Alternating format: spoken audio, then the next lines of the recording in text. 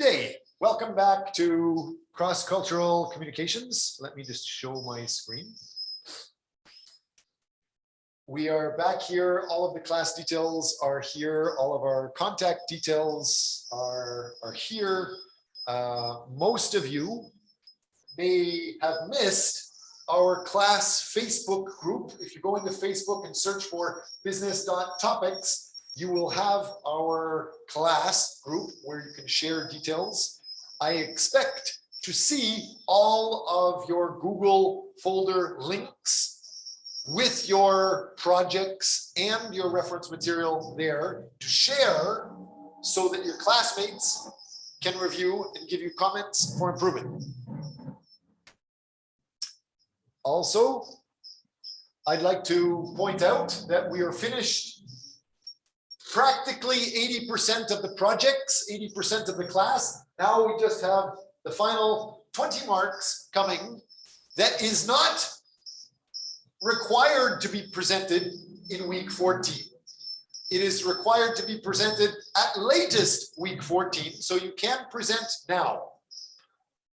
And we have gone through week 1's topic, week 2, week 3, week 4, week 6. We talked about how silence is very important in cross-cultural communications.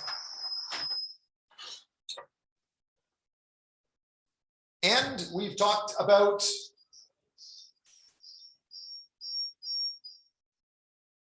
last week, the whole idea of international intercultural negotiations, how there's lots of information there to talk about.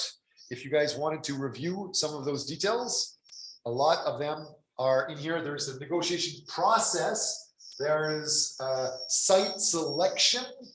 Can I ask some of you to go through and tell me what is BATNA? So can I ask, how about Zarnigard? Good afternoon. Can you hear me okay?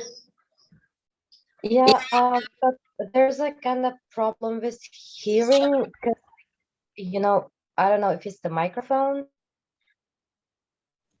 Yeah, Like, the weird the voice is sound. like coming back and it's really hurting my ears. Everything better now? Yes. So I'm going to ask you a quiz right behind me, right here. Mm-hmm. BATNA. Review with international Best alternative to a negotiation agreement. to an alternative agreement. Yes, great. Can you explain what that means in human talk? It's like, People, you what, know, they will kind of, what's this? What does BATNA mean?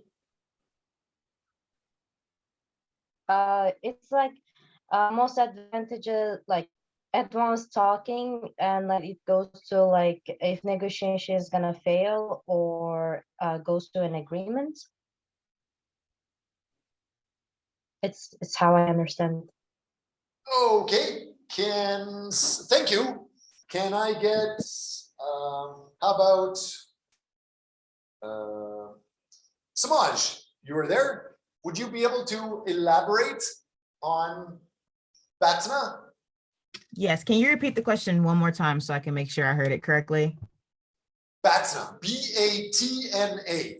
It's very important with negotiation. Most people, when they're negotiating, if they're good, they're just thinking of one thing. I want this, he has this, we're going to trade. And this negotiation, one for one, is usually very difficult. Solution, which a lot of people, especially in North America, talk about even before they talk about cross-cultural communications with negotiation, is BATNA. So what is BATNA related to negotiation?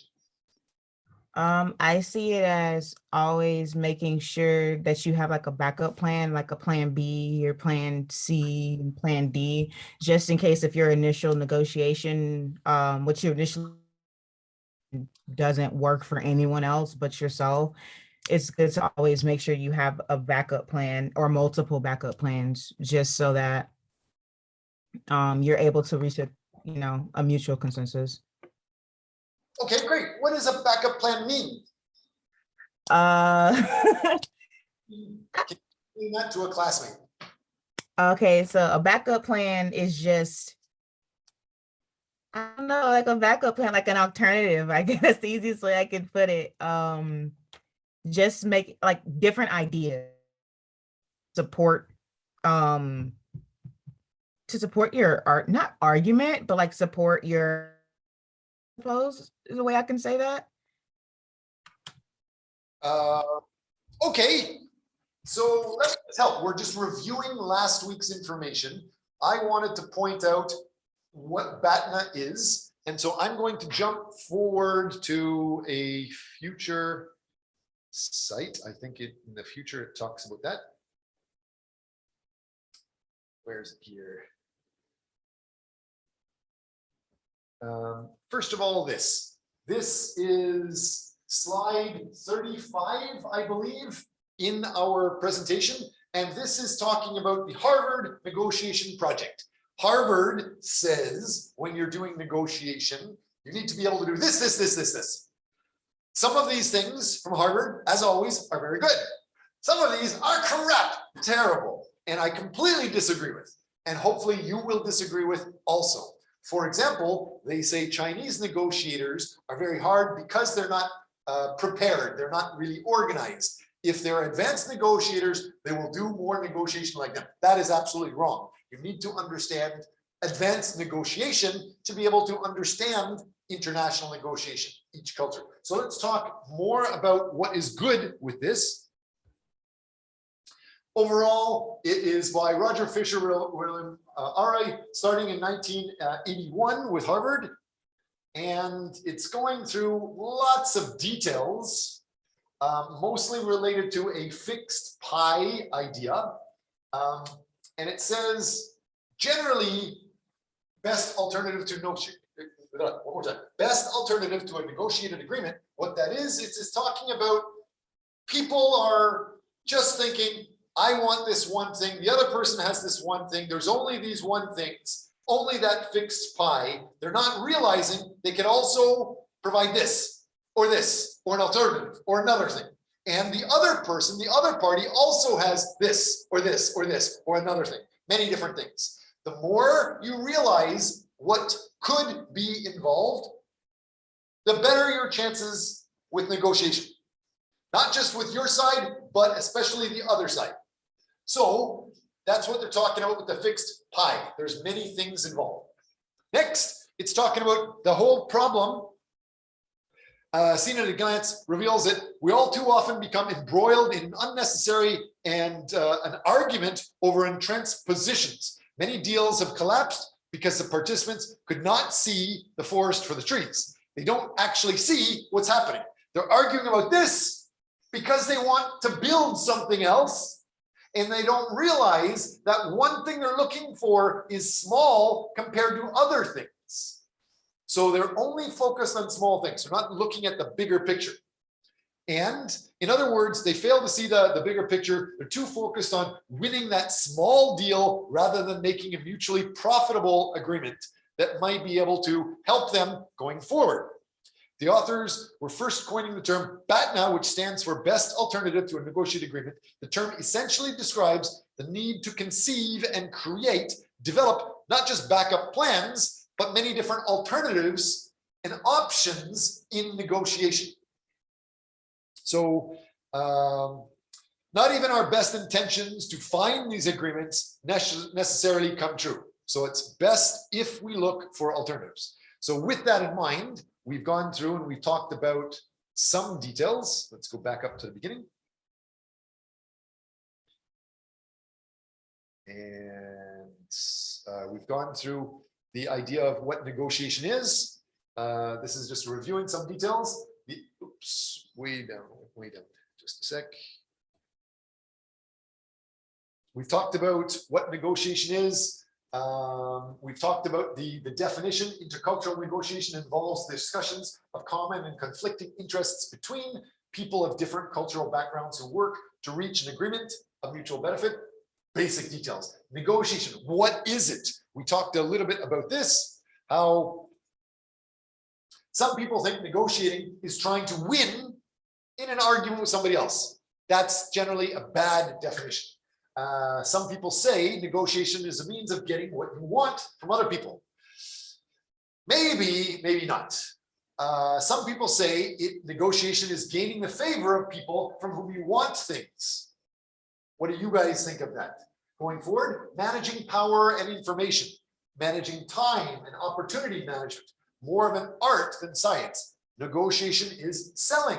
Negotiation is the least troublesome method of getting and settling disputes. And again, negotiation revolves around BATNA. There's many different definitions for that. Steps to deal with it. Obviously, you need to prepare. How? What do you need to prepare? This is listing some. Team selection. How could team selection help you with negotiations? Anybody? How about Kyunggan? How could a team help you with negotiation? Kyunggan. I'm sorry, Professor. I cannot hear. Can you hear me now? Kyunggan, how is team selection important with negotiations?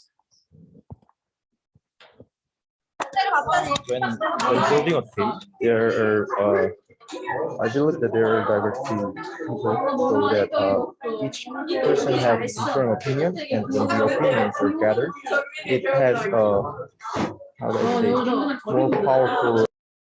Sorry, Kyunggan, I just muted you. I think everybody saw that.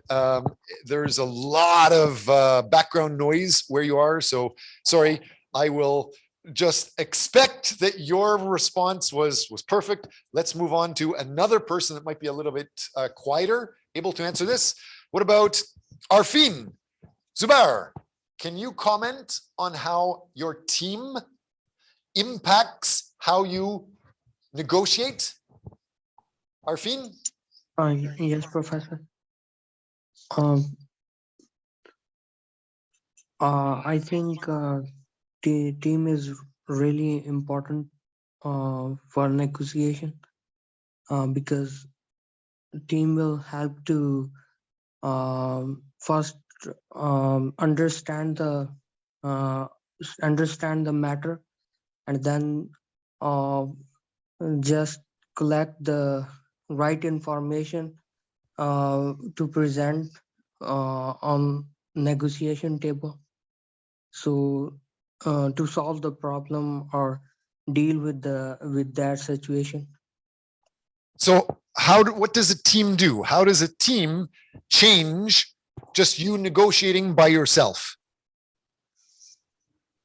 So well, I think when we are working with the team, so there is different different ideas and different informations. Collectivism will apply on that situation. So maybe that negotiation is kind of more successful than individual one. So you're saying if you have more people involved, there's more ideas involved, and the more ideas you have, the better the negotiation? Yes, I think so.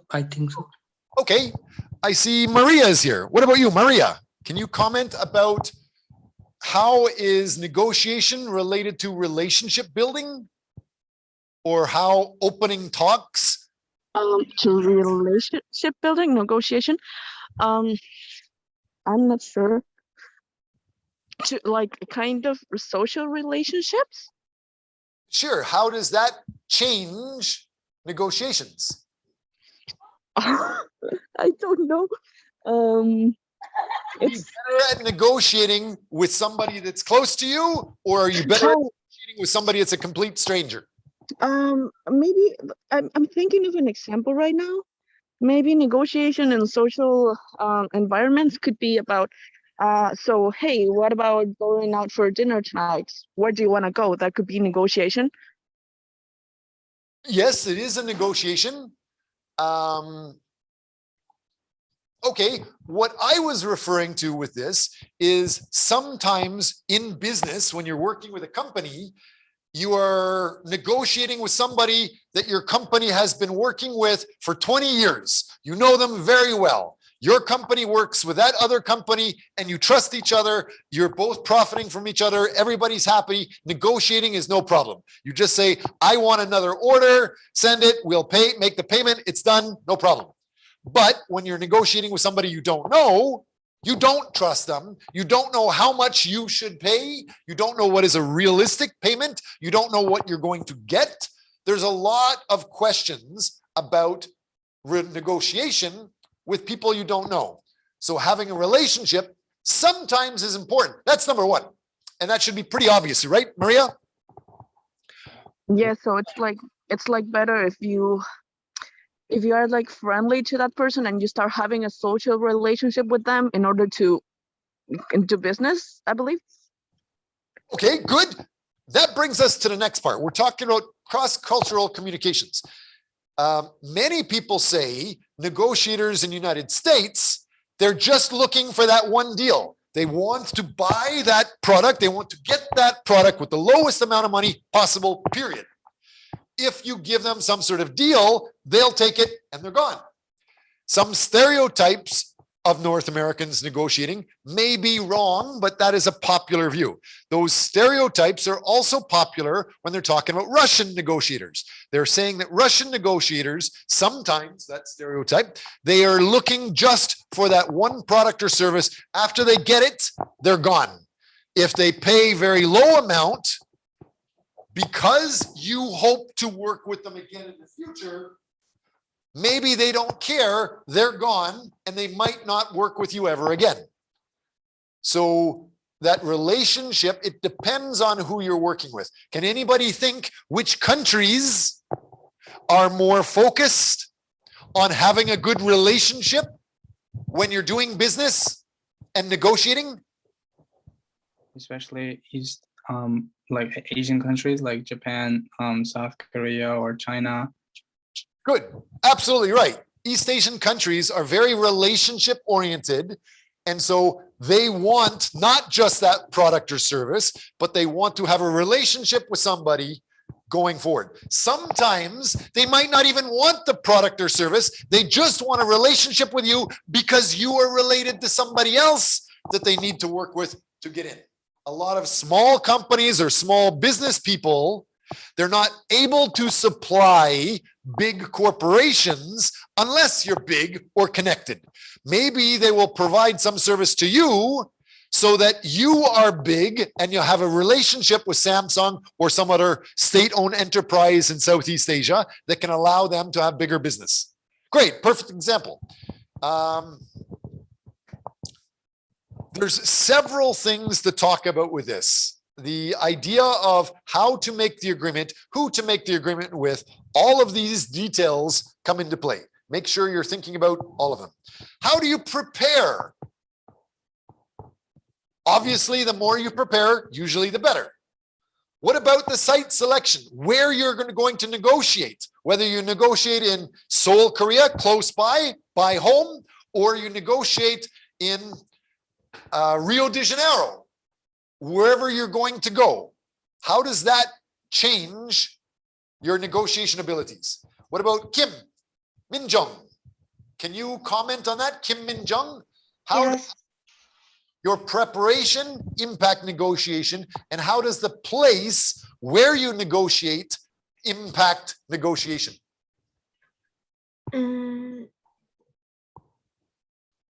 I'm not sure that I clearly understand what the place in here means, but if I negotiate in my place, in my familiar place, or in my company, I will be more confident in during the negotiation rather than I'm like, let's say I'm in the like opponent companies.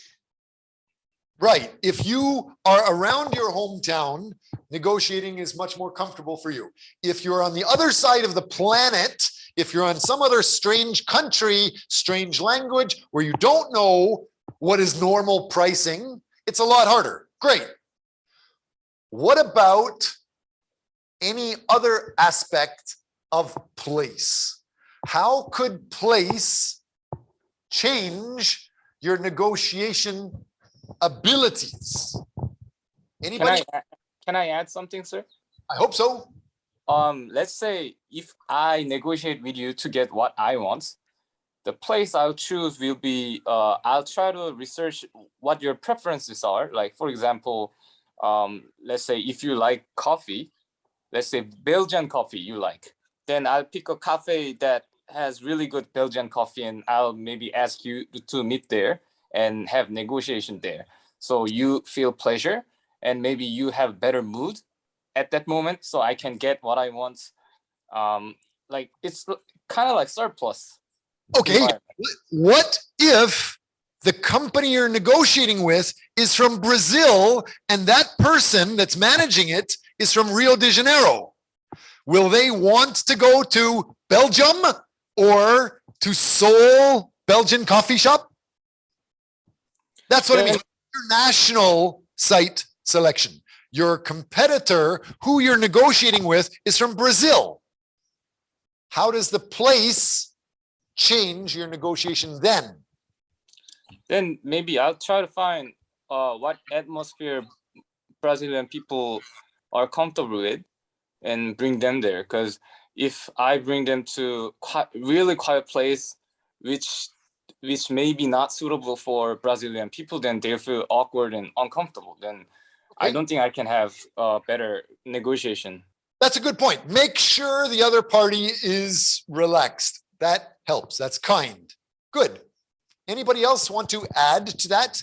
How can you improve your negotiations depending on where you do it? Let's say you need to work for a company and make a $50 million deal. You have to buy a hotel or get financing to buy a hotel. Your company wants to do one part of the deal. Another company wants to do the deal. Do you do the deal in your country or in the other country?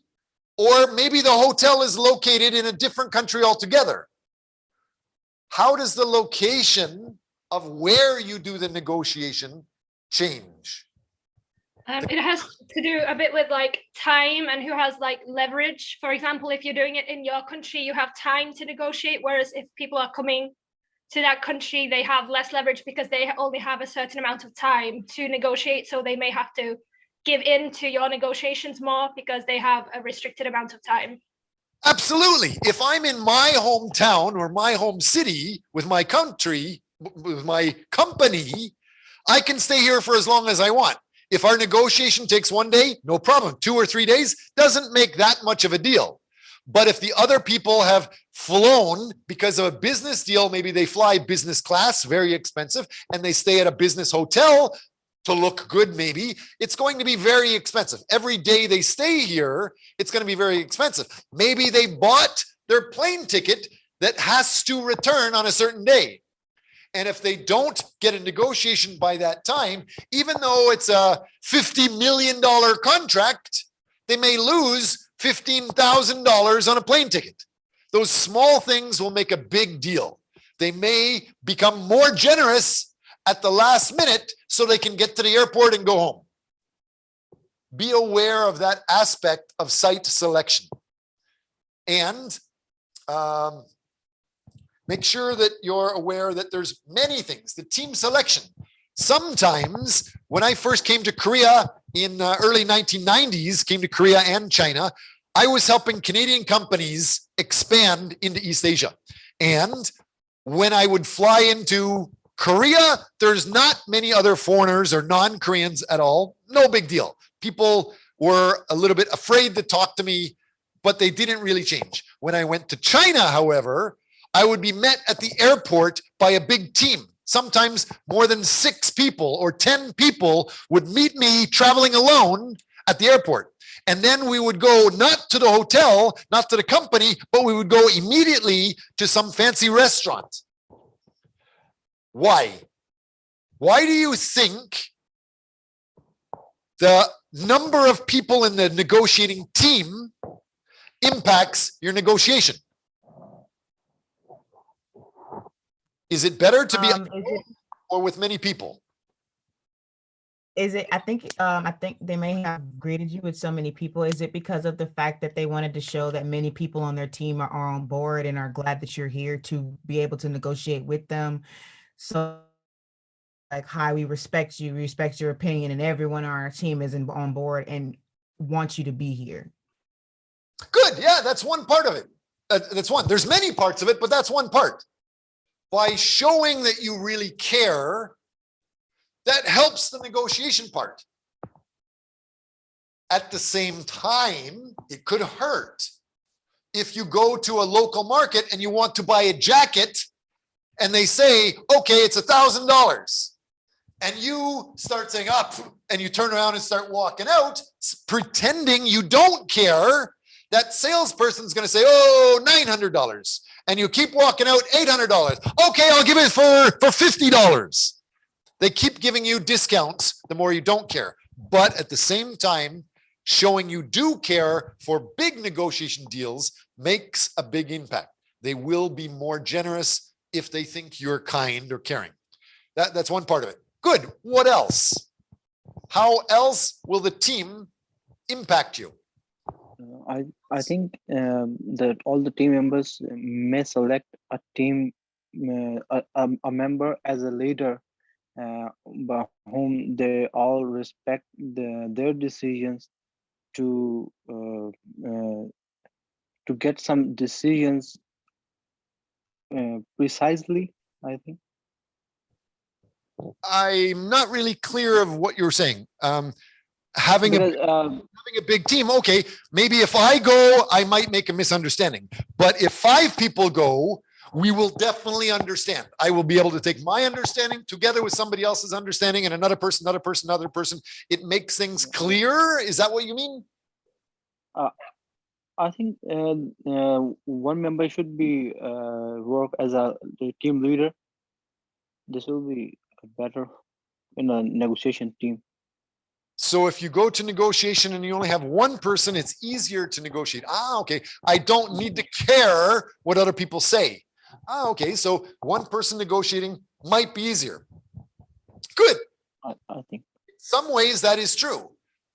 When you're in East Asia, many times you may have several people involved. What is an advantage if you go to China and you have 10 people that meet you for taking care of you and negotiating? This person is in charge of financing. This person is in charge of customer service. This person is in charge of quality control. This person is in charge of design, marketing, engineering, whatever. How could the 10 people team have an advantage over one person alone? Anybody? With more people, Suraj, I think I heard you. Continue. Like with more people, can it be like more pressure on the person if it's just 1 versus 10? Because you have more people putting in more inputs. Person will start to feel a little pressured and a little, more likely to agree because they feel so much pressure on them because there's so many people. If you have a lot of people around, it's like this big giant and the other person feels inadequate or small, that small man syndrome, that idea that you need to do more to be equal to the other person. Maybe that small person that's all alone needs to be more generous. Maybe we're at a restaurant and I need to pay to show I'm not small and cheap, something like that. Because I came by myself, maybe they think I'm cheap. Maybe I need to buy everything or pay more so they don't think I'm cheap. Okay, that's a good point.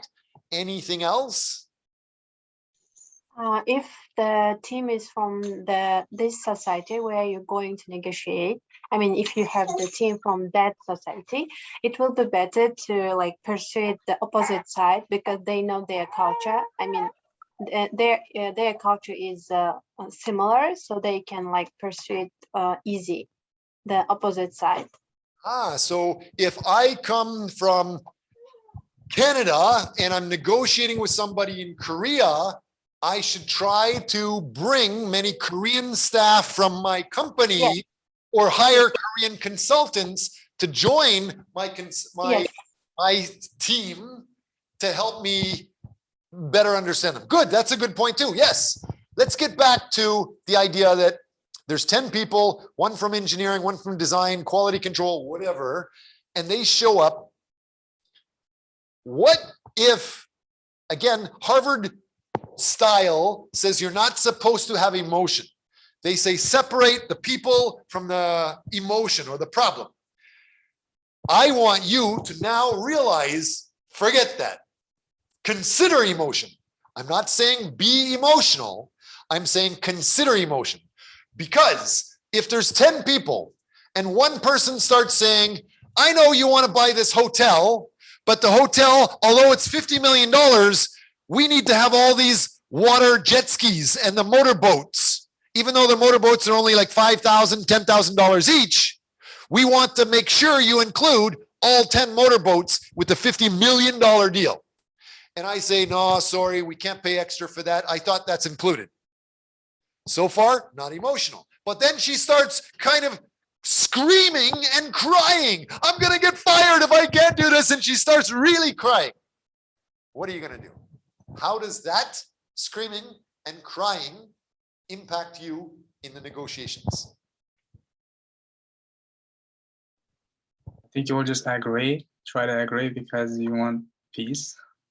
Okay, it's a $50 million hotel versus 5 little motorboats and jet skis. They are saying that they really need them. You are saying you don't really care. What are you going to do if they start crying?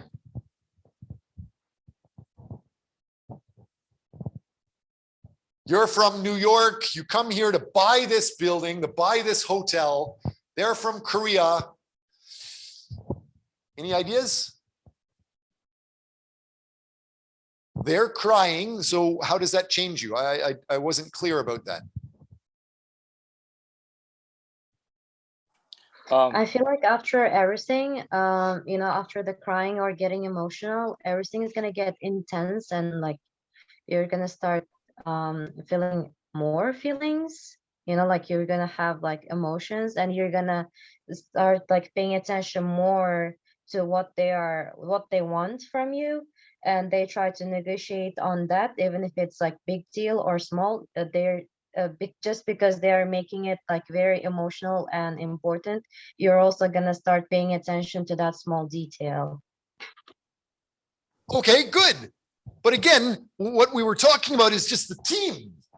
We see I'm alone all by myself and they have 10 people and she says her job was just to get those water sports activities included in the deal. And you say you only care about the $50 million deal. I'm only in charge of the legal details, the financing. You don't really care, but now you have to agree because everybody is uncomfortable. You don't want to make the negotiation really uncomfortable, so you'll give them an extra $30,000, $50,000 so she doesn't get fired. That aspect of negotiations, when we're talking about team, the more people in a team, the more you can do that. If you're alone, it's harder to focus on those deals. Maybe that one worker is very quiet for most of the negotiation until right at the end, she says this. Then you don't want to lose everything. So you say, okay, just to keep her happy or him happy or whatever that person may be, transgender or whatever. So a big team sometimes can and often does help negotiation. And it's quite popular in Korea, Japan, and in China, especially in China. The other aspect that we haven't talked about is how is business done in China or Japan or Korea, and it's not done usually in New York or United States. How is that team impacted? Remember, I told you a team of 10 people picked me up at the airport. I didn't even go to the company. I didn't go to my hotel. They took me right to a restaurant where we started eating and drinking. How does that last part impact the negotiations? And why? Well, if you are from Western country like Canada or US, I guess it would be weird for you when they invite you to the restaurant or karaoke, because as I mentioned earlier, like it's important for Asian countries to have a long relationship. They don't want just a business. They also want to build relationship with you like for a long term. So I guess it depends on the person. So if you're from Western countries, it would feel weird. But if you're from Asian countries, I think it would not be like not that bad. Okay, so the idea of relationships. Some people want long relationships, other people don't. That's one thing. Good. What I was actually talking about is just alcohol. How does alcohol impact things? Ulugbek, what would you say?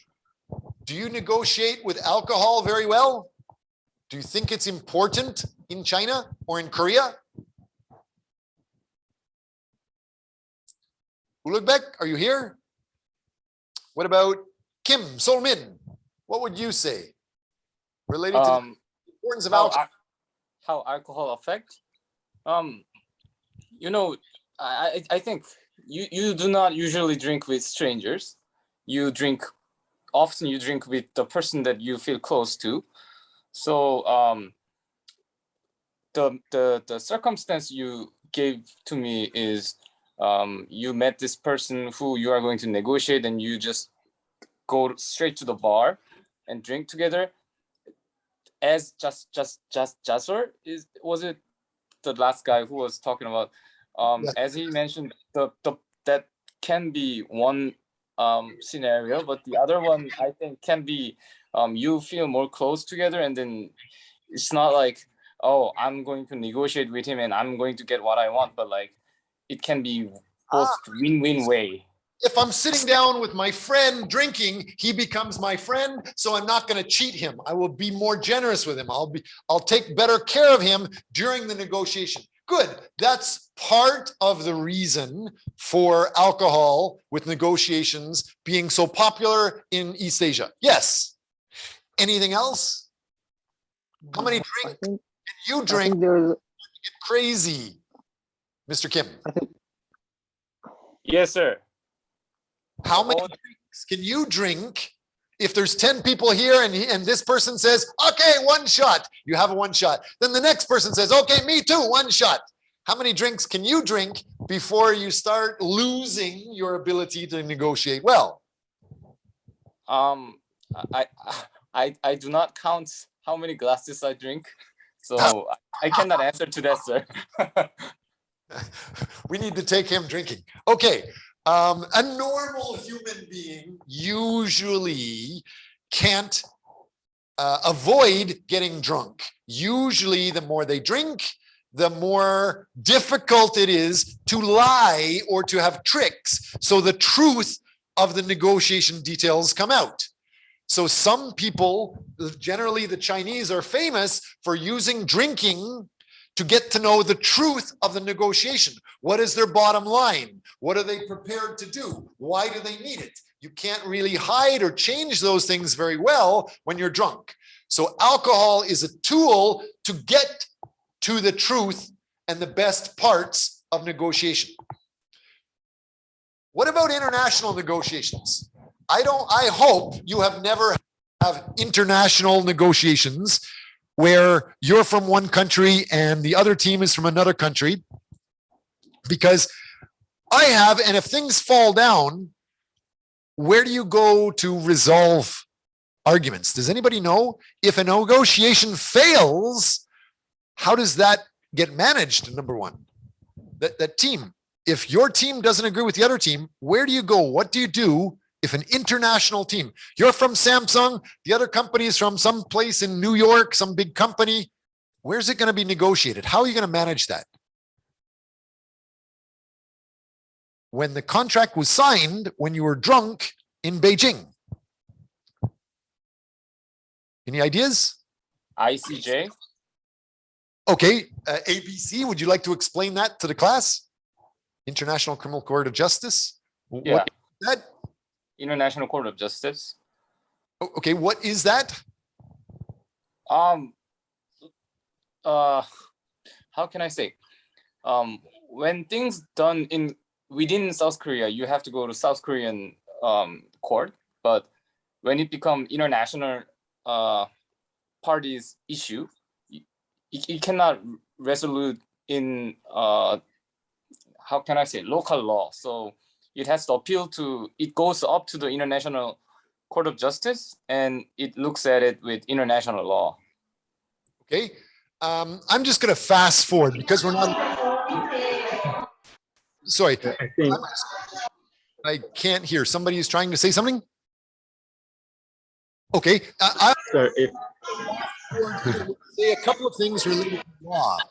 Generally, with law, there is a court that is not in your country in Korea. It's not in North America. It's generally a different court, like the United Nations type of organization, where if two different organizations have a legal fight, you go there. It's usually for government fights.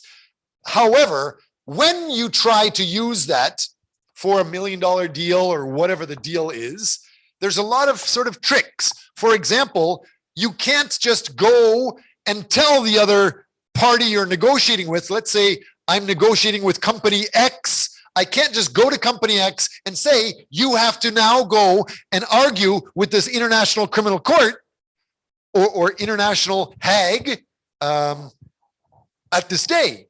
You have to hire the international court or the Hague representative, and they have to present to this person a notice that they have to go to court. Is that clear so far?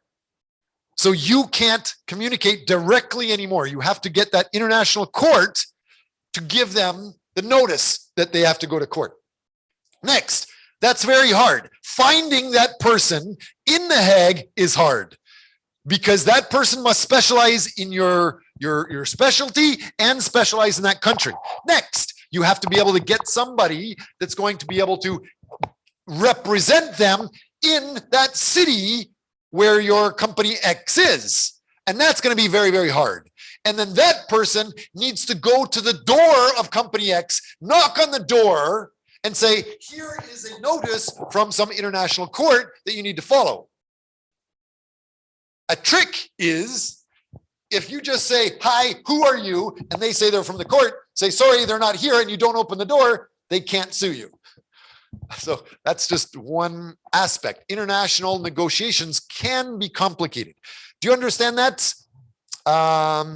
Maria, did you understand what I was just saying?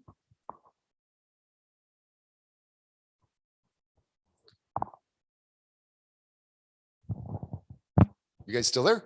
What about Gwen? Did I see? Yeah, Gwen, are you in class? Did you hear and understand what I just said? I heard it, but I'm not sure I understood it. Could you explain one more time, please? Sure. Let's say Dr. Watts, I am in Korea and I'm doing an international negotiation with somebody in New York. Let's say Mr. NY. If Mr. NY and I disagree and our negotiations fall down, what team are we going to use? If he doesn't want to work with my team, I don't want to work with his team. Usually, number one, we have to have a contract saying where we will negotiate it. If I have the power, I will say we'll negotiate in my city. If he has the power, we say we negotiate in his city, in his country. But if it's a big case, many times you will say it has to go to the international court, which is probably in Europe. Is that understood? Yes, so like a neutral place, correct? It's a neutral place. Yes, just like the United Nations. The problem is I can't communicate with Mr. NY anymore. I have to communicate with the international court. So I have to contact that person in Europe, specializing in that topic and specializing in his country, which is hard. Next, I need to find somebody with that court working around or in the same city as Mr. NY. So the court needs to find a representative. The court, which is in Europe, has to find a representative in New York City, which is going to be extra hard. And I have to pay for all of that. Next, the biggest problem, is that understood so far? Yes. The next problem is, if I am the guy he's attacking, if I am in New York and somebody comes to my door, they knock on the door, all you need to do is say, hi, who are you? And they say, hi, I'm from the International Criminal Court. We have this paper to deliver. You can just say, sorry, I can't talk now, I'm busy. Come back another time, or you're not here. If they don't give you that paper, it doesn't work. It has to start over. They have to come another time or another week. And if you keep doing that, they can't sue you. Is that understood? Yes, I got it now. Next, there is a time limit that you can sue somebody. Legal arguments, there is a time limit. A statute of limitations is what it's called. If you don't sue them or talk about it or start that negotiation, legal negotiation within a certain amount of time, if you're not using the proper legal teams, you lose the ability to continue arguing. So I just thought I'd pop that in for international cross-cultural negotiations with negotiations. Is that understood? Yes, thank you for explaining that again. Earlier, since you're talking, Gwen, I think you said that you were from United States. I have a stereotype. A lot of research shows that United States, several people from the United States, they have created a stereotype which says corporate executives from the United States usually care about making the deal then. They care about getting the product, getting the service now for the price now, and they don't usually care about what our companies are going to do next year or 2 years or 3 years or 5 years later. So my question to you, Miss American, do you think that stereotype is accurate or not? Do a lot of Americans focus on the deal right now, not so much on the future? Well, I don't know a whole lot about American companies, but honestly, that does sound pretty American. Okay. Can you pick any other country that may be similar? What other countries? Maybe India? The deal now, not so much about the deal next year or 2 or 3 years later. Did I hear you say India? That was a random guess, but yes, that's what I said. Okay. India actually does have a lot of similarities with their culture and negotiation. Right. I'm not sure if we have anybody from Russia here. I don't think anybody from Russia is in our class, but the stereotype of the typical Russian business person is the same. They're stereotypically focused on just the deal today. And so if you are making a negotiation with terms because you want a better negotiation, you want a better relationship with them for next time or next month or next year, that may not exist in Russia because they're just trying to get the deal now and they're not worried about next year or 2 years later. I'm not saying it's true. I'm just saying that is a stereotype. So check where in the world, I think some other students already talked about it, which countries are more relationship focused or long-term focused. They care about next month, 2 months, 6 months, 1 year, 2 years, 3 years later. Which countries focus more on the relationships? Anybody?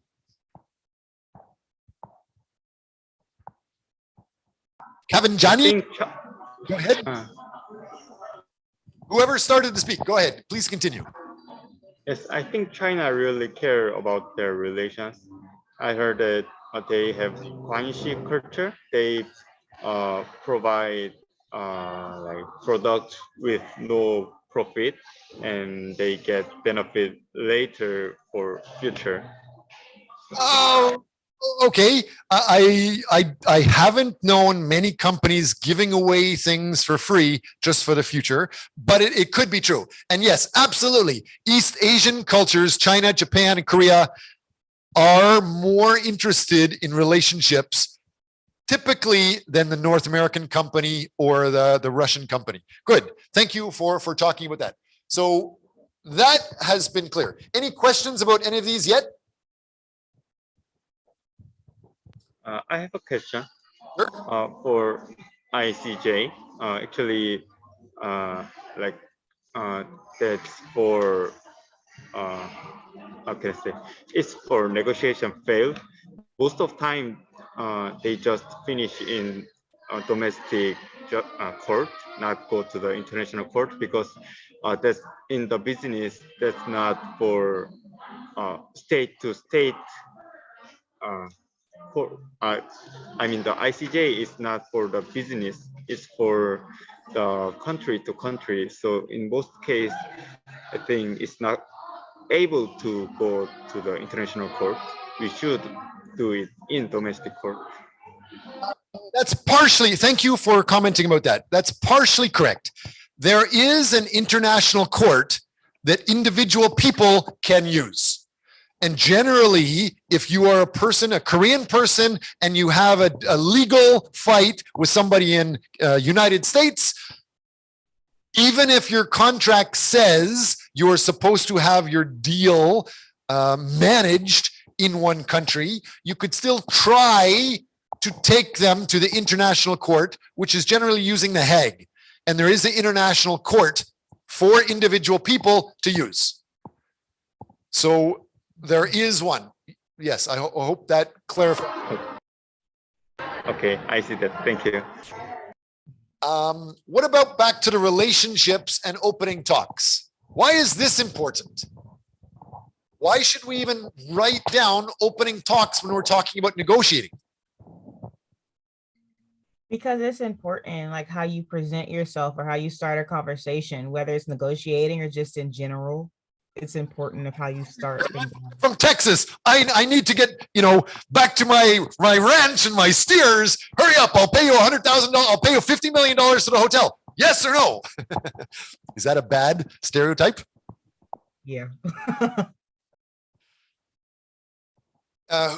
What would be a better stereotypical opening statement from your home or from the country's environment? Well, I'm American. Most Americans like, oh, hey, how are you? How are you doing? If you have like most people, like, especially if you have like kids, like a family, they'll ask you stuff like that. Like, oh, how's your family doing? That's more so like a very stereotypical greeting. For socializing, yes, but as an executive working, really?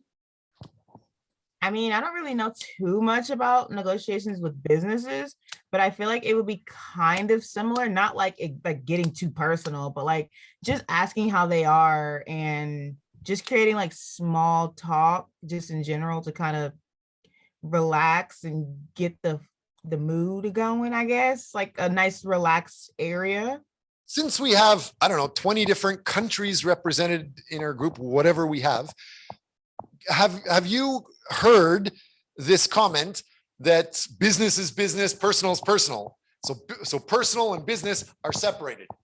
Is that not also part American? It is, but I still feel like when you negotiate with someone, you don't want to like just go up into a room to negotiate and be like, okay, like this is worth $30 million. We're going to talk about this right now. We're going to do this now. You don't really have a choice kind of thing. You don't really want to go into a room with that type of attitude, at least not right off the bat. You should not do that, but a lot of people do. That's my point.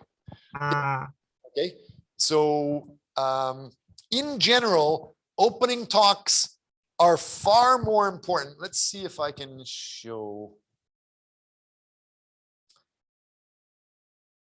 more images that might explain that. Where is it here? This one. Do we see me here? This is the Asian opening talks. This is the Western American opening talks. Does this reflect a little more closely what we were talking about? Samaj, does that seem correct so far? Based off of what we were talking about, yes. Okay. And remember, when you are negotiating, if you have this tendency, whether it's right or wrong, know that sometimes talking about these other things will reveal details that help you with the negotiation. Versus here, there's a lot of details that you don't know about the negotiation. We get back to one of the first things we said, BATNA. The more you know about what you can provide and the other partner can provide, the easier it is to have good negotiations. If you're just focused on getting that one thing, it's very hard. If you know they have another corporation or a corporate partner that's able to give other things, or they're able to provide things in other locations or other countries, that can really help the negotiations. So when you go to the international negotiations, if you are from New York or the Western countries, please try to understand how these have a lot of value. It's not just talking about trivial things that you think don't matter. Socializing, getting to know your partner is very important. Any questions about that? I do. I have a question. Okay. So wouldn't it be more beneficial to do it the more, like, I guess the Eastern way, I guess you would say, like, because you're trying to get more out of the negotiation. Wouldn't it be a little bit better to do it that way instead of trying to get straight to the point and then possibly missing small details that could help you later on? I am currently in East Asia, so I'll say in East Asia. Okay. If I was in New York, I could argue that my company is a super big, successful, famous company. We got this way by doing deals. If we have to keep wasting our time about all this stuff, we can't do these other deals. There's millions of deals to do. So if we keep wasting our time, it's not worth my time. Forget it. I'm going to go to the next deal that I can close in 10 seconds. Okay. Okay. I get where you're see how that could be seen? Yeah, I see it now. Okay. I'm not saying one is correct or one is wrong. I'm just saying you need to understand both sides when you're communicating with people from around the world. Any other questions related to that? What about this? I'm angry. You're fired. You get an F in class. How do you deal with arguments? How do you deal with negotiations in the West versus in East Asia?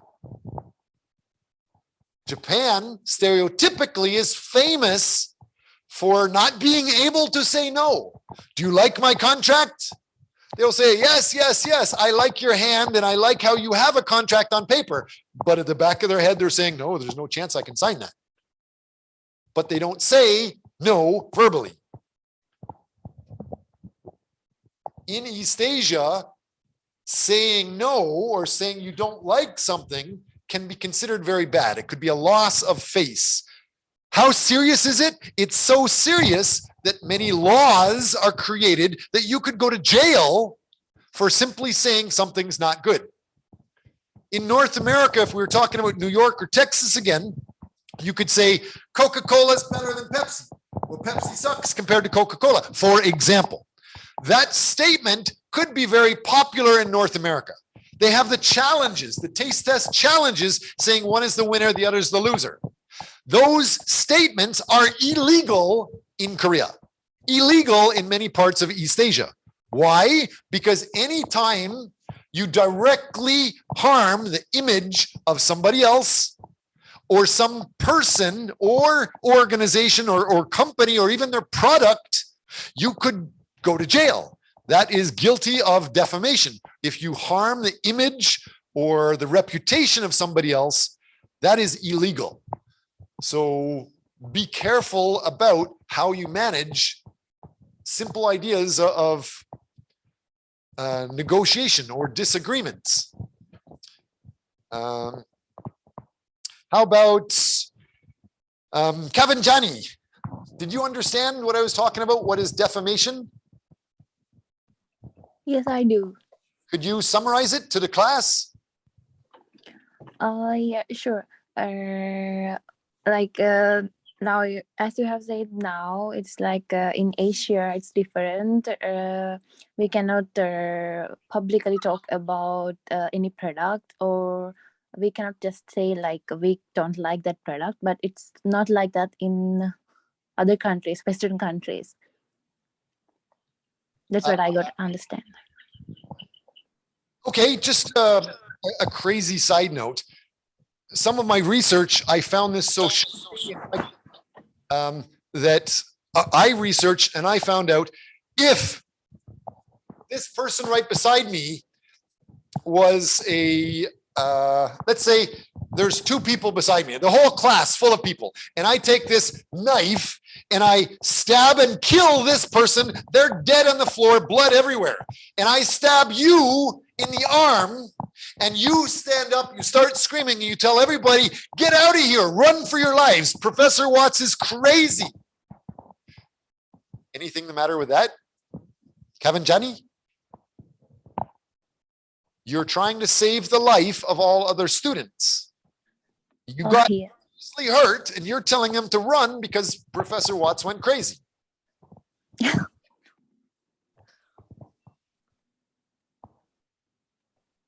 I can't hear you.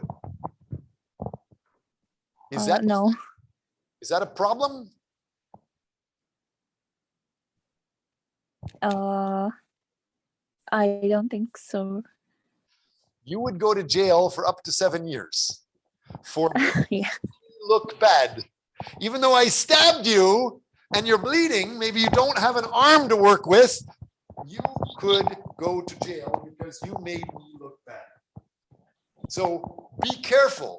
If you're in a negotiation and things go good, fine. If things go bad, you're not allowed to say, you greedy SOB or you cheap SOB. You're not allowed to insult them, especially publicly. If you do, you could go to jail. Another research topic, the most people in the courts that I have researched during these times are middle school kids and their families. Why? Because a middle school kid said, little Johnny said, my little Susie's dumb. And so the parents are taking the kids to the police station and the court. It's just, it's not always that case, but in the research that I've done, that's what I found. Interesting communications. Let's get on to the next part. So we've already talked about team selection, and we've talked about relationship building in some sense. We've talked about opening talks, discussions. There's a variety of behaviors, norms, emotions. I've talked about how somebody can cry, and Harvard says separate emotion from negotiation. Zarnigar, can you tell me again, should you not have any emotion in a negotiation? Harvard does say separate the people from the problem, separate the people from the emotion. That's what Harvard has said in the Harvard Negotiation Project. Do you agree with that statement? So like as far as I understand and think, while having negotiations, you try to separate emotion from the business and try to concentrate on the business more itself. But when it comes to someone being way too emotional, then you cannot really ignore, and then you also like get emotional yourself. But I also believe that separating emotions from business is a good way for negotiating in some way. So you're agreeing with Harvard in some sense. I understood that. I didn't understand the first part. How about Arfin or Jules? I haven't heard from you, Jules. Jules, could you summarize what Zarnigar was just saying? Did you understand that, Jules? Not really, sorry. Then speak up. Negotiate. You are the boss. You are paying me to help with this. Zarnigar, could you summarize that for Jules and anybody else? Should I speak? Summarize what you felt about the negotiations. The question now is just a review. Harvard Negotiation Project, the book called Getting to Yes, they say basically separate emotions. Don't have emotions involved in negotiations. I was asking you to comment. Should you not use emotions? Should you not have emotions in a negotiation?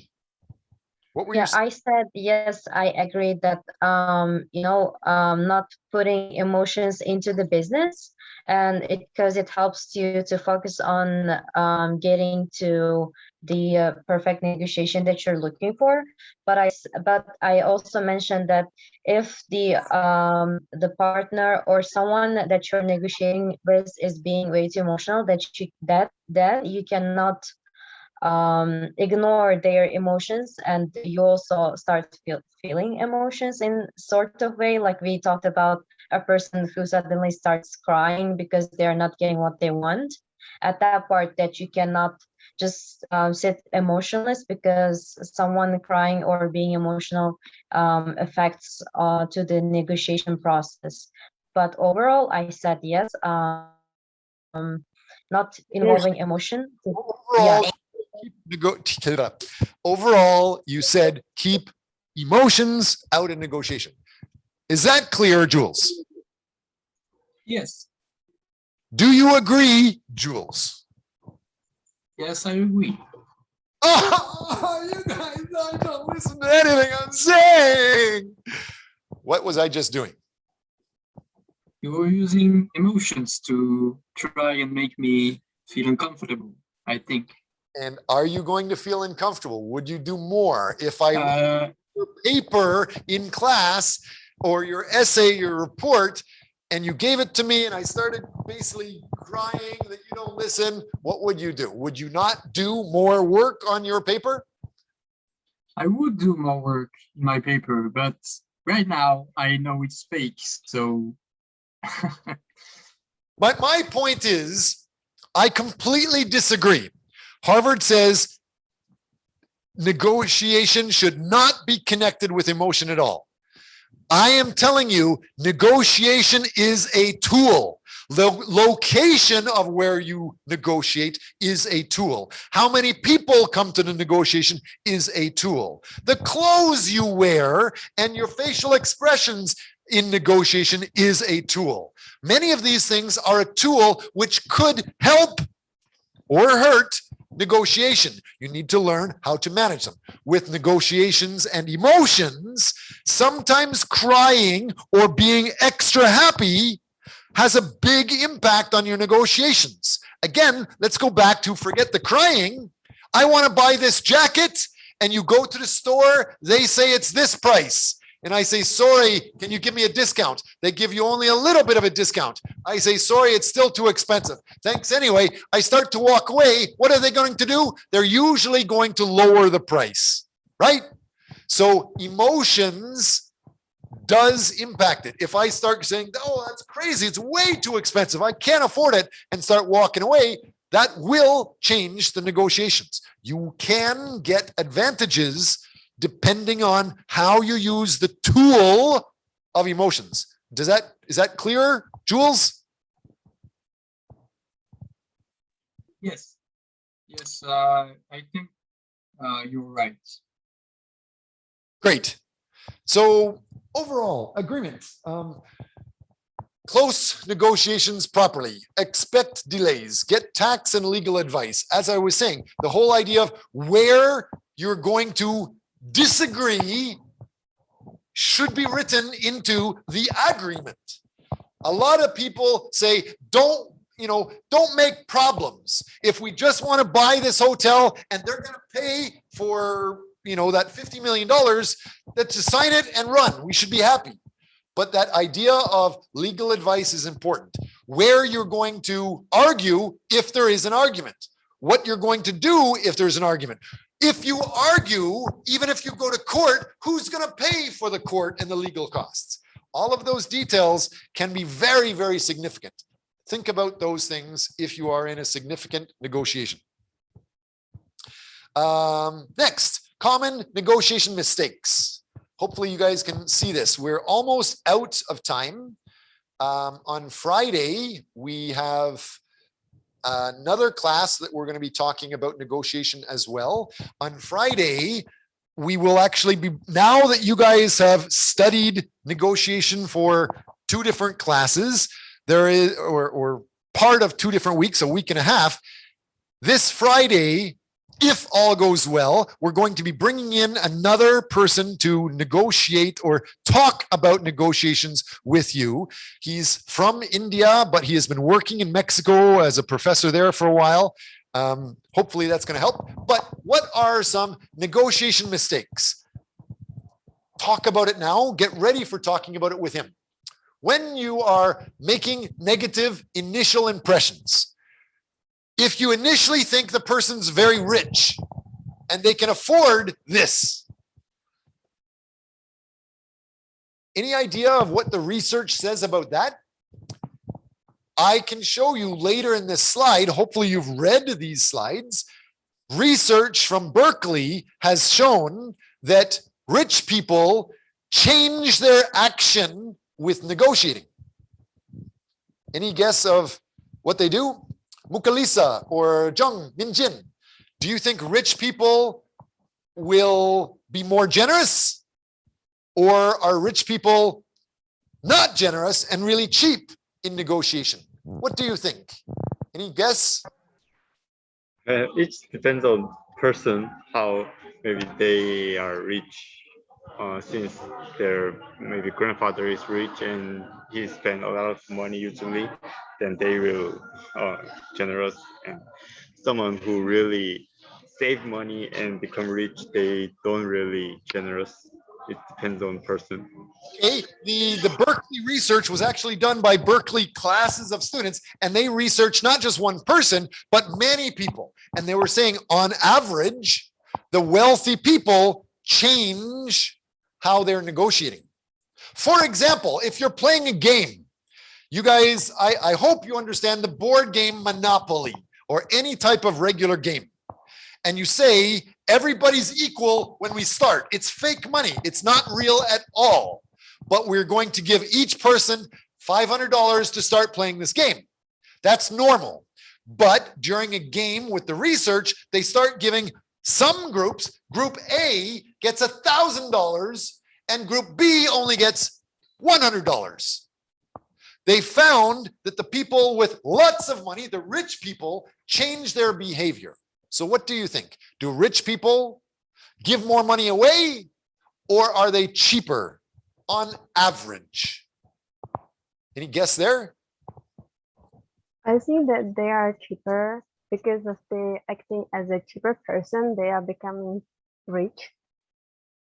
Like, okay. This is just my idea. How is interesting, but you're absolutely correct. The people that are given money, even fake money, they pretend, they actually change their personality and they become more strict.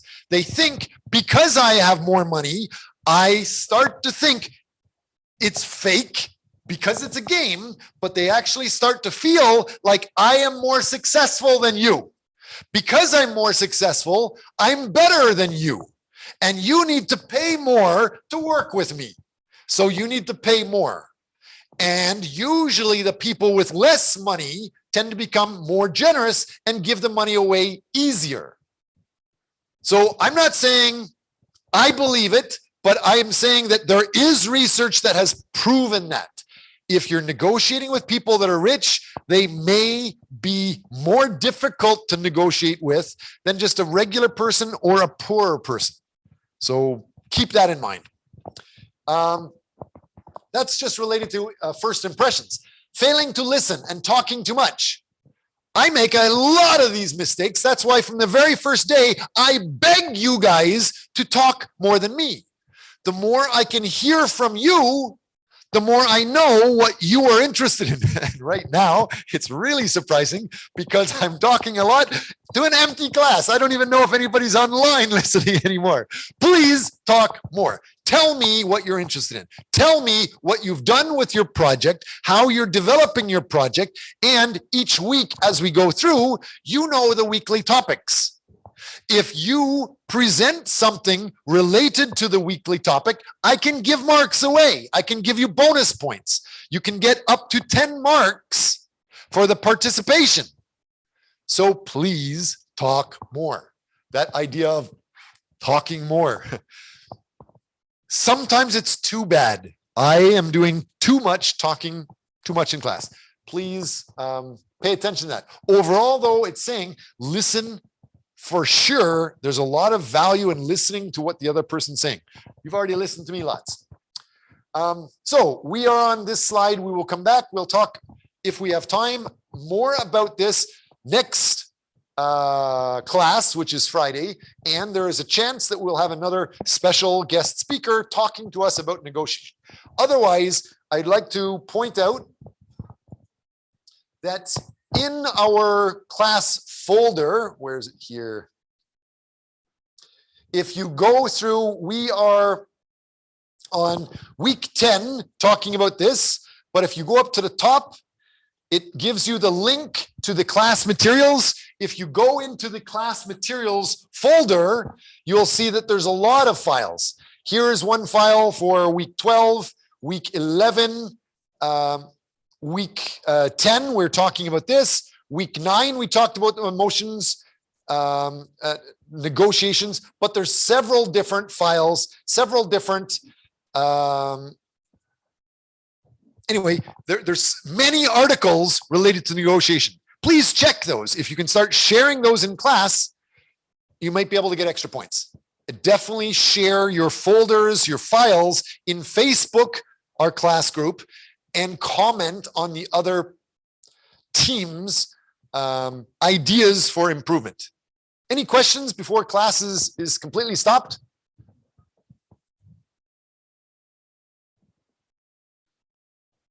Thank you for saying no, yes, sir, sort of. Samaj, Zarnigar, I see you guys here. Any questions that I can help you guys with? No, not at the moment.